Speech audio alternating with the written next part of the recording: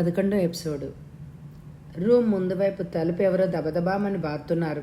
దిగ్గున లేచిన ఆనంద్ చిత్రాన్ని బీరువాలో పెట్టి నెమ్మదిగా తలుపు తెరిచాడు. ఎదురుగా 6 ఏళ్ల బాబు నుంచునున్నాడు.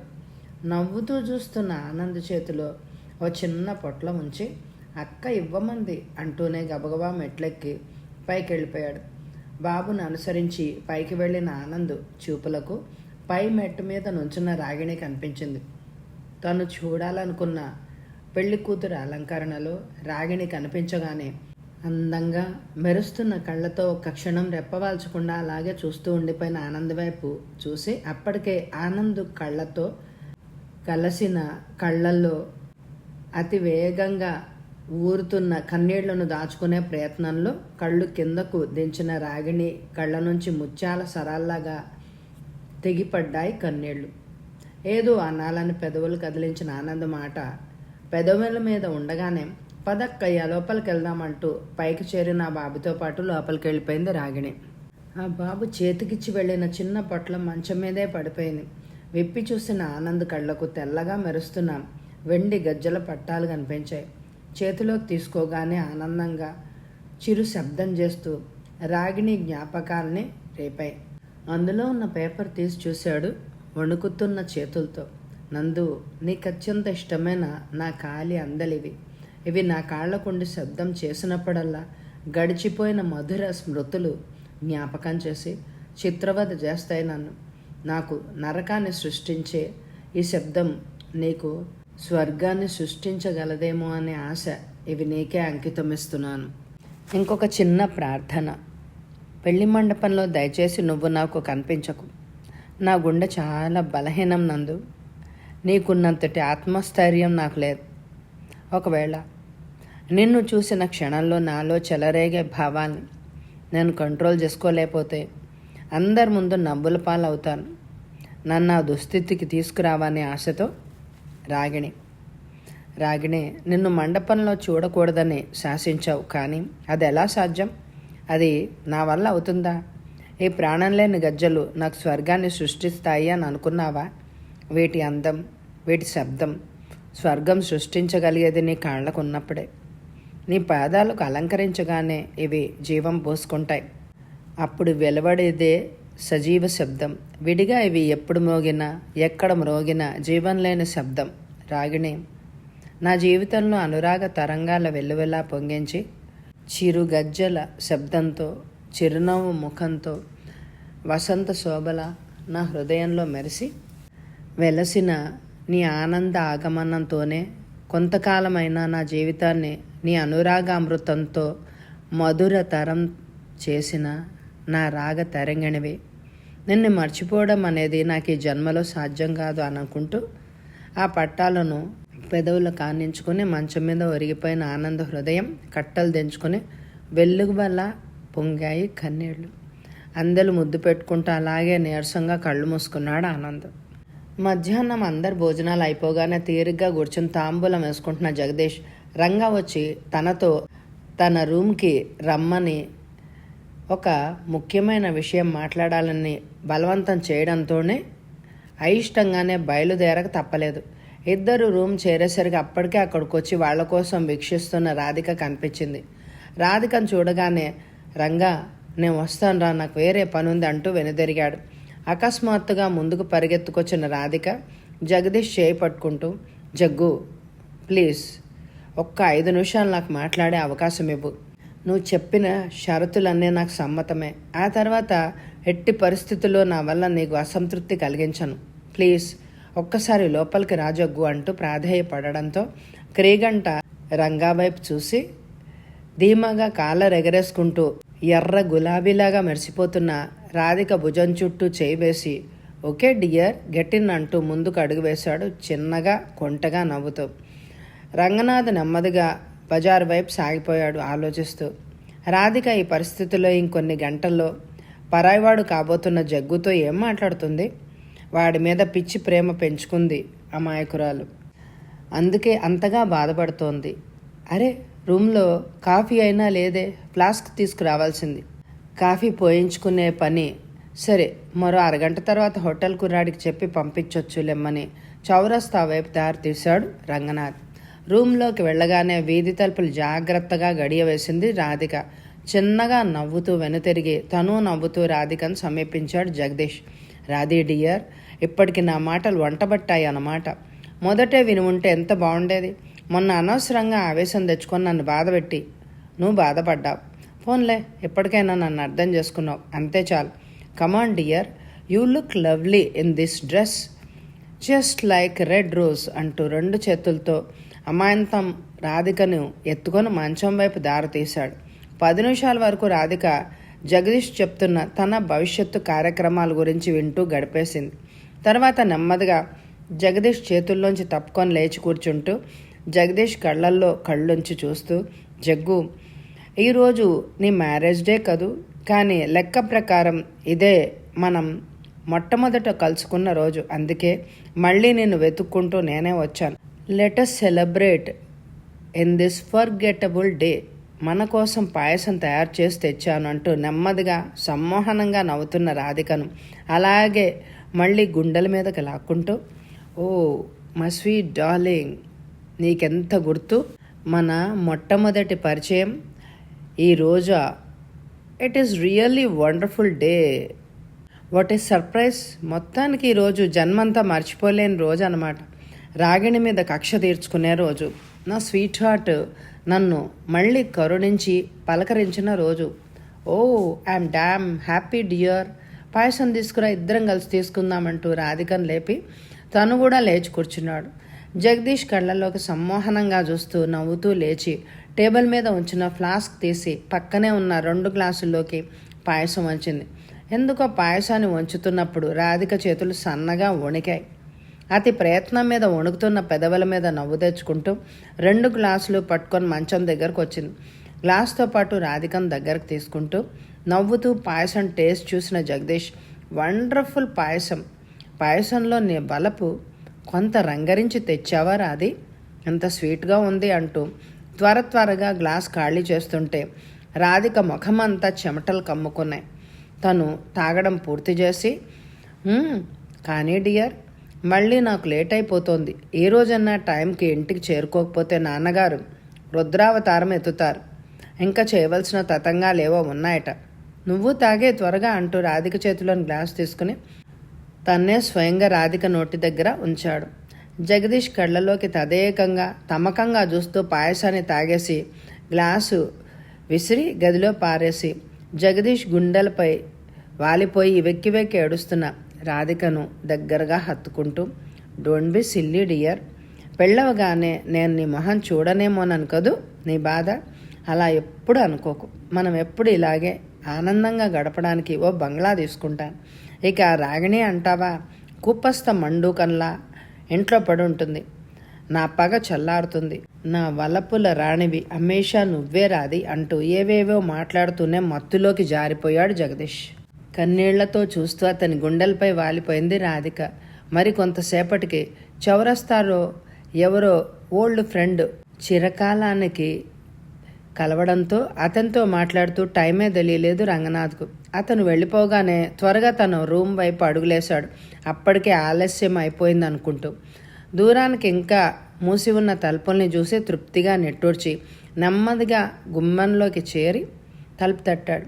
ఎంతసేపటికి లోపల నుంచి సమాధానం రాలేదు. మరోసారి గట్టిగా తట్టాడు. ప్రయోజనం కనిపించలేదు. పెద్దగా జగ్గు జగ్గు అంటూ పిలిచాడు. ప్రయోజనం కనిపించలేదు. అప్పటికే ఎదురింటాయన కిటికీలోంచి తొంగి చూసి రంగాన్ని చూసి విసురుగా తల లోపలికి లాక్కున్నాడు. ఆ ముసలాయనకి రంగాన్ని చూస్తే తగని కోపం. తన పడుచు పెళ్ళం ఆ వయసు కుర్రాడిని ఎక్కడ వరించేసి కొంప ముంచుతుందో అన్నని భయం ఆ ముసలాయనకి. రంగాకి ఏం చేయాలో తోచలేదు. ఒకవేళ వాళ్ళిద్దరూ నిద్రపోతున్నారేమో అని అనుకున్న అప్పుడే 5 అవ్వొస్తుంది. ముహూర్తానికి కనీసం 2 గంటల ముందైనా జగదీష్ వాళ్ళ ఇంట్లో లేకపోతే అంతా కంగారు పడిపోతారు.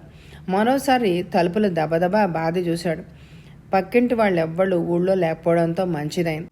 అలా తలుపులు బాధేస్తే తక్షణం రూమ్ ఖాళీ చేసేయమంటారు. విసుక్కుంటూ మరోసారి జగ్గు జగ్గు అని పిలిచినా ప్రయోజనం శూన్యం. నెమ్మదిగా అక్కడ దొరికిన ఒక కట్టెపుల్లను తీసుకొని నెమ్మదిగా తలుపు సందులో దూర్చి అతి కష్టం మీద గడియ ఎత్తివేయగలిగాడు. పాతకాలపు ఇల్లు కావడం వల్ల బయట నుంచే లోపల గడియ తీయగల సౌకర్యం ఆ గడియకుంది. దానికి ఆనందపడుతూ గడియ తీసి తలుపులు నెట్టి ఓ క్షణం బయట నుంచున్నాడు. లోపల నుంచి ఏ అలికిడి రాకపోవడంతో భయంగా లోపలికెళ్ళాడు. లోపల కనిపించిన దృశ్యం చూసి కొయ్యబారిపోయాడు రంగనాథ్. జగదీష్ తల పక్కకు వాలి ఉంది. నోటి దగ్గర తెల్లగా కొద్దిగా నొరగలాగా వస్తోంది. జగదీష్ గుండెల మీద తలవాల్చి పడుకునున్న రాధిక పరిస్థితి కూడా అలాగే ఉంది. జగదీష్ ముఖం ప్రశాంతంగా ఉంది. రాధిక చెంపలపై ఎండిపోయిన కన్నెట్టి చారికలతో దుర్భర వేదన అనుభవించినట్టుగా ఉంది. తను వెంటనే ఏం చేయాలో, వాళ్ళిద్దరు ఎందుకు అలా అయ్యారో ఏమీ పాలుపోక దిగ్భ్రాంతితో గుడ్లప్పగించి కొంచెంసేపు అలాగే నిరామయంగా చూస్తున్నందున రంగనాథ్ 5 నిమిషాలకు కానీ ఆ అయోమయ అవస్థ నుంచి తేరుకోలేదు. తర్వాత నెమ్మదిగా మంచం దగ్గరికి వెళ్ళి జగదీష్ను కదిలించి చూశాడు. జగదీష్లో ఏ కదలిక లేకపోవడంతో ఇంకొక క్షణం కూడా నిలవకుండా భయంగా బయటికి పరిగెత్తాడు. తన రూమ్లో జరిగిన ఆ ఘోరానికి తనే బాధ్యుడు. వాళ్ళిద్దరికీ ఇలా కలిసే అవకాశం తను ఇచ్చి ఉండకపోతే ఈ పాటికి పెళ్ళికొడుకు అవుతూ ఉండవలసిన జగదీష్ను అలా మృత్యుముఖంలో చూడవలసి రావడం తన దురదృష్టం కాక మరేమిటి? అసలు ఇది ఎలా జరిగింది? రాధిక చేసిందా? ఇద్దరూ అనుకునే చేశారా? ఏమీ అర్థం కావడం లేదు. 4 ఏళ్ల అవతలున్న డాక్టర్ చైతన్య గారింటికెళ్ళి కాలింగ్ బెల్ని కూడా గమనించకుండా తలుపులు దబదబా బాధేశాడు రంగనాథ్. ఆ అదుర్దాలో ఏం చెయ్యాలో, ఏం చేస్తే తన పొరపాటును సరిదిద్దుకోగలడో అర్థం కాని అయోమయ స్థితిలో భయంతో వేగంగా పరిగెత్తడంతో షర్టంతా తడిసిపోయింది. మనిషి ఆతృత ఆవేదనతో సన్నగా వణుకుతున్నాడు. తలుపు తీసిన డాక్టర్ చైతన్య రంగనాథ్ని, ఓ రంగా, నువ్వా? ఏంటిలా వచ్చావు? హాలిడేస్ ఇచ్చాక కనిపించడం మానేసావే, ఏమిటోయ్? రా లోపలికి. ఏమిటా కంగారు? ఏమైంది అంటూ లోపలికి నడుస్తూ ప్రశ్నల వర్షం కురిపిస్తున్న డాక్టర్ వైపు దీనంగా చూస్తూ, డాక్టర్ ప్లీజ్, నేను ఇప్పుడు ఏం చెప్పలేను, come along with me please అంటూ తొందర పెట్టడంతో త్వరగా షర్ట్ తగిలించుకుని సెటోస్కోప్ తీసుకుని రంగాన్ని అనుసరించాడు డాక్టర్ చైతన్య. హడావిడిగా రంగనాథ్ని అనుసరించి రూమ్ చేరుకున్న డాక్టర్ జగదీష్ను రాధికను ఒకే మంచం మీద ఆ పరిస్థితుల్లో చూడగానే, my God, what is this Ranga? వీళ్ళు ఇక్కడికి ఎలా వచ్చారు? వీళ్లకు పాయిజన్ ఎవరిచ్చారు అంటూ ఆశ్చర్యంగా ప్రశ్నిస్తున్న డాక్టర్ వైపు కన్నీళ్లతో చూస్తూ జరిగిందంతా వివరించాడు రంగనాథ్. డాక్టర్, నేను వచ్చేసరికి ఇలా పడి ఉన్నారు. నేను వెళ్ళేటప్పుడు ఇద్దరు నవ్వుతూ మాట్లాడుతున్నారు. ఇంతలో ఏం జరిగిందో ఎలా జరిగిందో నాకు తెలియదు అంటూ కళ్ళు తుడుచుకుంటున్న రంగనాథ్ వైపు సాలోచనగా చూస్తూ ముందుకు అడుగు వేసిన డాక్టర్ చైతన్య కాలికి తగిలిన పక్కకు దొరలిన గ్లాసు చేతిలోకి తీసుకున్నాడు. అందులో మిగిలి ఉన్న పాయసం కూడా చూడగానే అర్థమైంది. పాయసంలో స్లీపింగ్ పిల్స్ ఎక్కువ మోతాదులో కలిపి తీసుకుని ఉండాలి, లేకపోతే అంత త్వరగా పరిస్థితి అంత ప్రమాదకరంగా సంభవించి ఉండేది కాదు. రంగా, వీళ్ళిద్దరికీ ఇప్పుడు ఏదైనా అయితే కేసు నీ మీదకి రావడానికి అవకాశాలు ఉన్నాయన్న సంగతి తెలుసా అంటున్న డాక్టర్తో, అంకుల్, కేసు నా మీద రావడం విషయం తర్వాత, ముందు ఎలాగైనా వీళ్ళని రక్షించాలి. వీళ్ళకి ఏదైనా అయితే జీవితాంతం నన్ను నేను క్షమించుకోలేను. ఇప్పటికే నాకేదో భయంగా ఉంది. ఇంజనీర్ గారికి ఈ విషయం ఎలా చెప్పాలి? పెళ్లి పీటల మీద మరి కొంచెం సేపటికి కూర్చుంటాడు అనుకుంటున్న కొడుకు ఈ పరిస్థితిలో ఇక్కడ మృత్యువుకి అతి సమీపంలో ఉన్నాడని ఎలా చెప్పను అంకుల్ అంటూ ఏడుస్తున్న రంగనాథ్ భుజం తడుతూ, రంగా, న్యాయంగా ఇలాంటి కేసు నేను టచ్ చేయకూడదు. ఏదైనా జరిగితే పోలీసులు కేసులు అందరికీ సమాధానం చెప్పాల్సిన నానా అవస్థలు ఉంటాయి. గవర్నమెంట్ హాస్పిటల్లో జాయిన్ చేయాలి. అంకుల్, ఆరిపోతున్న ఆశతో దీనంగా ఆక్రోశించాడు Ranganath. Okay okay, don't worry, I will take the risk for you. ముందు తలుపుల దగ్గరికి అయ్యి అంటూ త్వరగా ముందుకెళ్ళి రాధికను జగదీష్ గుండెల మీద నుంచి తొలగించి పక్కకు పట్టుకున్నాడు. వెంటనే చేయవలసిన ఏర్పాట్లు చకచకా చేస్తూ రామయ్య గారికి ఫోన్ చేసి వెంటనే పిలిపించమని చెప్పారు. వెంటనే బయటికి పరిగెత్తాడు రంగ. ఫోన్ మోగగానే ఉలిక్కిపడి ఫోన్ అందుకున్నారు రామయ్య గారు. 3 గంటలకు వెళ్ళిన జగదీష్ 6 గంటలైనా ఇంటికి రాలేదు. ఇంట్లో అంతా కంగారుగా ఎదురుచూస్తున్నారు. ముహూర్త సమయం కూడా దగ్గరకు వస్తుంది, కానీ జగదీష్ జాడలేదు. ఫోన్ చేతిలోకి తీసుకుని సన్నగా కంపిస్తున్న గొంతుతో హలో అన్నారు రామయ్య గారు. ఆదుర్దాగా జగదీష్ కోసం ఎదురు చూడడం, ముహూర్త సమయం దగ్గర రావడం, వీటితో ఆయనకు బ్లడ్ ప్రెషర్ ఎక్కువైనట్టుగా ఉంది. అవతల నుంచి ఆయన హలోకి సమాధానం రాలేదు. ఫోన్ పట్టుకున్న రంగనాథం గారికి ముచ్చెమటలు పోస్తున్నాయి. అంతటి విషాదకరమైన వార్త ఆయనకు ఎలా చెప్పడం? ఆతృతగా ఆదుర్దాగా మరి 2 సార్లు హలో హలో అన్నారు రామయ్య గారు. నెమ్మదిగా గొంతు పెగల్చుకున్న రంగనాథ్ ఒక నిశ్చయానికి వచ్చి హలో ఒకసారి ఆనందను పిలుస్తారా అన్నాడు. ఎలాగో వాడికి జ్వరంగా ఉంది అంటుండగానే అప్పటికే లేచి డ్రెస్ చేసుకుని జగదీష్ని వెతకడానికి బయలుదేరుతున్న ఆనంద్ హాల్లోకి రావడం చూసి ఒక్క నిమిషం అని ఫోన్లో చెప్పి నందు నీకే ఫోన్ అంటూ రిసీవర్ నందు చేతికిచ్చి సోఫాలో వాలి కూర్చున్నాడు. ఆయనకు కూడా ఆందోళనతో ఒళ్ళంతా చెమటలు పడుతున్నాయి. మధ్య మధ్యలో పై పంచతో మొహం తుడుచుకుంటూ గుమ్మం వైపే చూస్తున్నాడు. ఫోన్లో ఆనంద మాట వినిపించగానే రంగా తనని తాను జగదీష్ ఫ్రెండ్గా పరిచయం చేసుకుని వెంటనే బయలుదేరి తన దగ్గరికి రమ్మని అడ్రస్ చెప్పాడు. వివరాలు ఏమీ చెప్పలేదు. రామయ్య గారికి విషయం తెలియనివద్దని బ్రతిమిలాడాడు. సరే ఇప్పుడే వస్తున్నా అంటూ ఫోన్ పెట్టేశాడు. నందుకు మనసులో ఏదో తెలియని భయంగా ఉంది.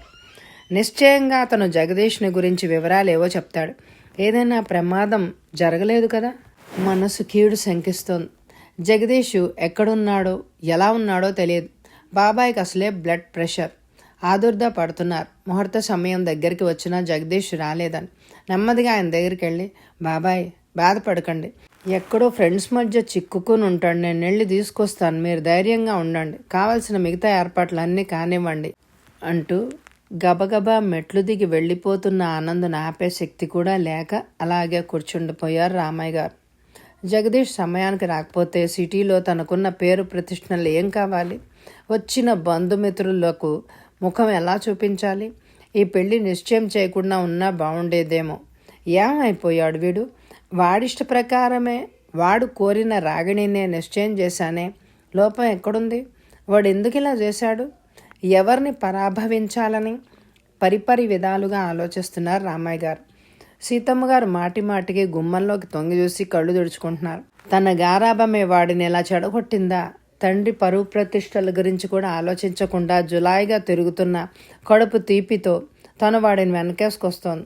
ఈరోజు కూడా వాడు ఇలా చేస్తే ఇంకా ఆయనకు తను ఎలా చెప్పగలదు? లోలోన మదన పడుతున్నారు సీతమ్మ గారు. అప్పటికే పెళ్ళికొడుకేడి అంటూ నిమిషానికి ఒక్కళ్ళు అడుగుతూ ఉంటే వాళ్ళందరికీ సమాధానం చెప్పలేక అవస్థపడుతున్నారు. నీరసంగా తేలిపోతున్న శరీరాన్ని ఎదురుగా కనిపించిన ఆటోలోకి చేర్చి అడ్రస్ చెప్పి త్వరగా పోనీయమన్నాడు ఆనంద్. రంగనాథ్ రూమ్ ముందే నుంచుని ఉన్నాడు. ఆనంద్తో పరిచయం లేకపోయినా జగదీష్ నోట అతన్ని గురించి వినడం, 1-2 సార్లు చూడడం మూలాన ఆనంద్ రాగానే చేయబట్టుకొని లోపల తీసుకెళ్లాడు. నాన్నగారికి నా మీద కంటే కూడా ఆనంద్ అంటేనే అభిమానం ఎక్కువ అని జగదీష్ ఎన్నోసార్లు అనగా విని ఉండడం వల్ల ముందు పరిస్థితి వివరంగా ఆనంద్కు చెప్పడం వల్ల ప్రయోజనం ఉంటుందని అతన్ని పిలిచాడు. ఎదురుగా అచేతనంగా శవంలా పడి ఉన్న జగదీష్ను, ఆ పక్కనే మరో మంచం మీద రాధికను వాళ్ల ముక్కుల్లో నుంచి అమర్చిన ట్యూబ్లను చూడగానే ఆనంద్ శరీరాన్ని ఎక్కడలేని నిస్సత్తుగా ఆవహించింది. ఏమైందండి?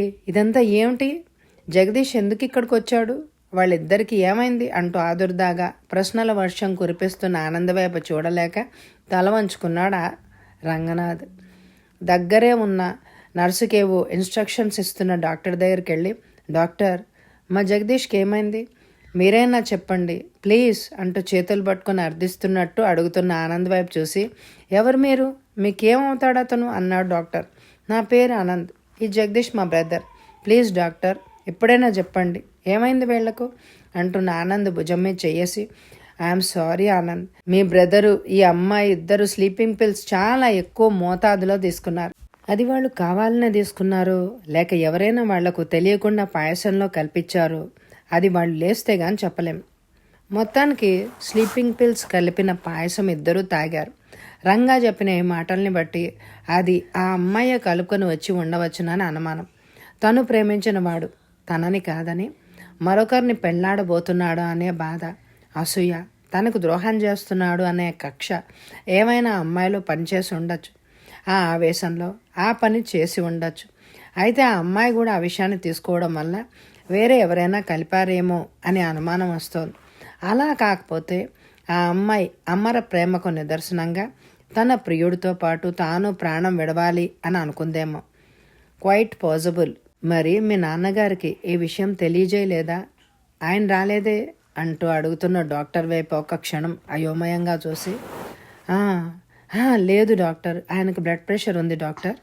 జగదీష్ అంటూ ఇంకా మాటలు పూర్తి చేయలేకపోయిన ఆనంద్ వైపు జాలిగా చూస్తూ, ఇప్పుడే ఏం చెప్పలేం, ఇద్దరి పరిస్థితి ప్రమాదకరంగానే ఉంది. నా ప్రయత్నం లోపాలు లేకుండా చేస్తున్నా. ఈలోపు మీ ఇంట్లో వాళ్ళకు నెమ్మదిగా విషయం చెప్పండి. రంగా, ఈ అమ్మాయి తరఫు వాళ్ళు ఎవరైనా ఉంటే కవర్ చేయి.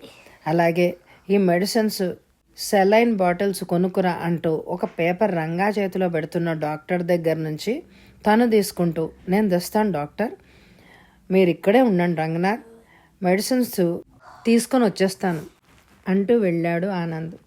ఎంతటి పాడు రోజు ఈరోజు. తను నిన్న రాధికను కలవకుండా ఉండి ఉంటే, ఆమెకు జగ్గును తీసుకొస్తానని మాట ఇవ్వకుండా ఉండి ఉంటే, ఈ పాటికి పెళ్లి కొడుకు హోదాలో పేటల మీద టీవీగా ఉండవలసిన జగ్గు ఇలా మృత్యువుకు అతి దగ్గరగా వచ్చి ఉండేవాడే కాదు. తన వల్లే వాళ్ళిద్దరూ అలా అయ్యారు. వాళ్ళిద్దరు ఆ పరిస్థితికి కారకుడు తనే కారణం అని తనలో తానే కుమిలిపోతూ రాధిక ఇల్లు చేరి రంగనాథ్ రణధీర్తో ఏమీ చెప్పలేకపోయాడు. గుడ్లో నీరు కక్కుకుంటూ రణధీర్ ఎదురుగా నిలబడ్డాడు, మాట పలుకు లేకుండా. ఏంట్రా అలా ఉన్నావు? ఇవాళ మీ ఫ్రెండ్ మ్యారేజ్ కదా, జుమ్ జుమ్ అంటూ ట్రిమ్గా తయారై ఈ పాటికి పెళ్లి పందిట్లో హడావిడిగా తిరుగుతూ ఉండవలసింది ఆప్త మిత్రుడివి. ఇలా దెబ్యం ముఖం వేసుకుని మా ఇల్లు ఎత్తుక్కుంటూ వచ్చావేంటి? కొంపదీసి ఆ లక్ష్మీపుత్రుడు నిన్నేమైనా ఇన్సల్ట్ చేశాడేంటి? వాడు ఎంతకైనా సమర్థుడే అంటూ సరదాగా రంగనాథ్ వీపు చరుస్తూ వేళాకోళం ఆడుతున్న రణధీర్ను 2 చేతులతో చుట్టేసి బావురుమన్నాడు రంగనాథ్. రణధీర్ ముఖం మీద నవ్వు ఎగిరిపోయింది. ఏమైందిరా? ఎందుకలా బాధపడుతున్నావు? రా లోపలికి కూర్చొని మాట్లాడుకుందాం. రాధే వస్తుంది, అది రాగానే కాఫీ కల్పిస్తుంది, అప్పటి వరకు ప్రశాంతంగా కూర్చో, బాధపడకు, జరిగిందంటో చెప్పు అంటుంటే పూడుకు పోతున్న గొంతు పెగల్చుకుని తలుపు వేసి రారా రణధీర్ రాధిక దగ్గరకు, నేను తీసుకెళ్తాను పద అంటున్న రంగనాథ్ వైపు అయోమయంగా చూశాడు రణధీర్. పక్కనే కిటికీలో ఉన్న తాళం తీసుకుని బయటకి నడుస్తున్న రంగాన్ని అనుసరించాడు రణధీర్. తాళం వేసి ఇద్దరూ బయటికి నడిచారు. దారిలో జరిగిందంతా వివరంగా రణధీర్కి చెప్పాడు రంగనాథ్.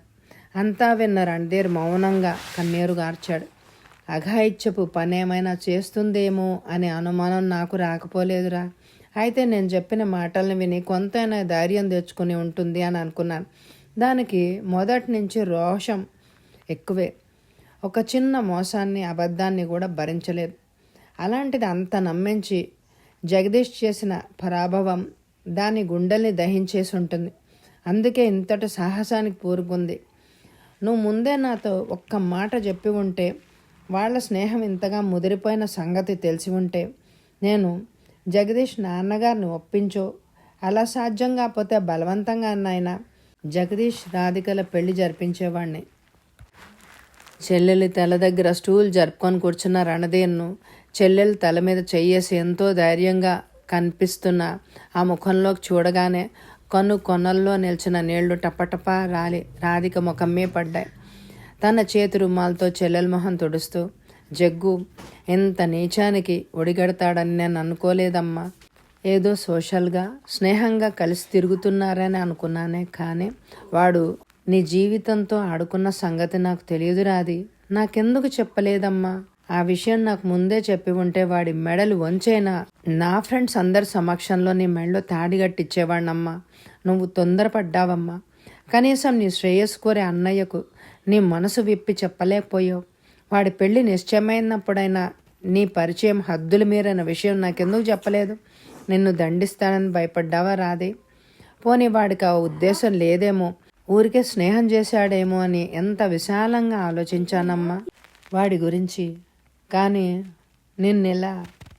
నిన్నెలా చూస్తానని అనుకోలేదమ్మా. రాధి, ఎలా చేసావమ్మా ఇంత ధైర్యం? మూగగా రోధిస్తోంది రణధీర్ హృదయం. అప్పటి వరకు జగదీష్ వైపు కన్నెత్తి కూడా చూడలేదు. కళ్ళు తుడుచుకుంటూ అప్రయత్నంగా పక్కకు చూసిన జగదీష్కు పక్క మంచం మీద చైతన్యానికి మారుపేరులా ఉండే జగదీష్ నిశ్చలంగా ఏ మాత్రం కదలిక లేకుండా శవంలా పడి ఉండడం చూసేసరికి ఒక్క క్షణం మనసు చలించింది. అంతలోనే ముఖం తిప్పేసుకున్నాడు. వచ్చే ఎపిసోడ్లో కథ కొనసాగుతుంది. ఈ ఎపిసోడ్కి తప్పకుండా ఎక్కువ లైకులు ఇవ్వండి. Thank you very much my dear friends.